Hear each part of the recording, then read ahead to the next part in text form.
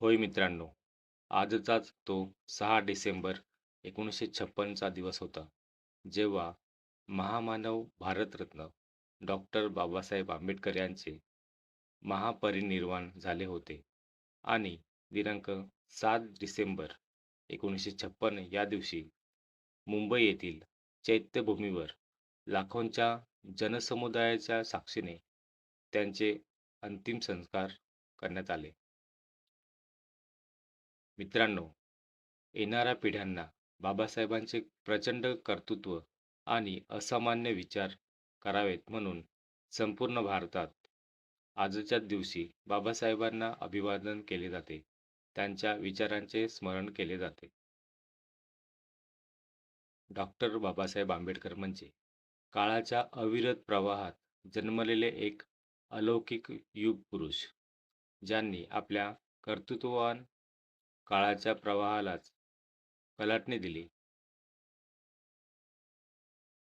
हजारो वर्षापासून दारिद्र्य, शोषण आणि अज्ञानाच्या अंधकारात खितपत पडलेल्या माणसांना सन्मानाने जगायला शिकवलं.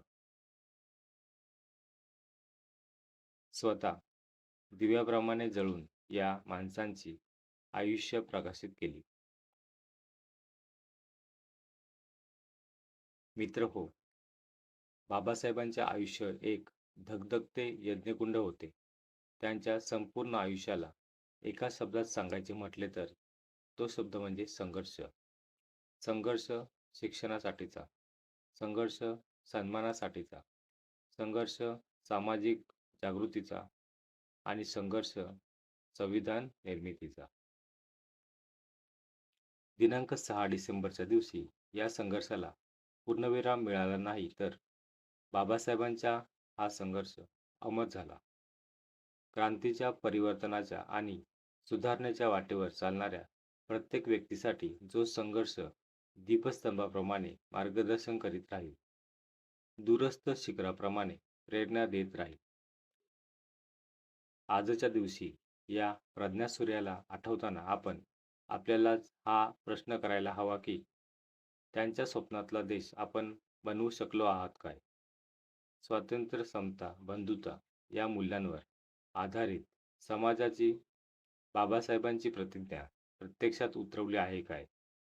जात, धर्म आणि समुदायाच्या पलीकडे बघण्याची जी दृष्टी संविधानाच्या माध्यमातून बाबासाहेब आपल्याला देऊन गेलेत, ती आपण अंगीकारली आहे काय?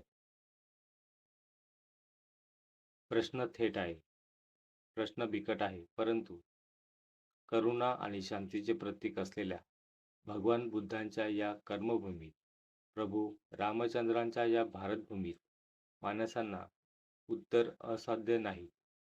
आज पर्यावरण बदल, धार्मिक तेढ, व्यसनाधीनता, बेरोजगारी, स्त्रियांवरील अत्याचार, भ्रष्टाचार अशा अनेक समस्यांनी राष्ट्राला व्यापले आहे.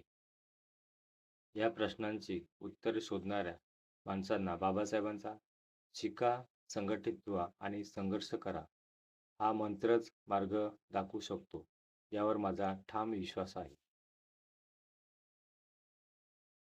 या देशाच्या संविधानावर पूर्ण विश्वास असलेल्या, आपल्या हक्कांच्या प्रती जागरूक असलेल्या आणि कर्तव्यांची प्रती जबाबदारी असणाऱ्या, न्याय, समता आणि बंधुता या मूल्यांवर विश्वास असणाऱ्या सुदृढ समाजाची आपण जेव्हा निर्मिती करू, तीच या मानवाला खरी श्रद्धांजली असेल असे मला वाटते.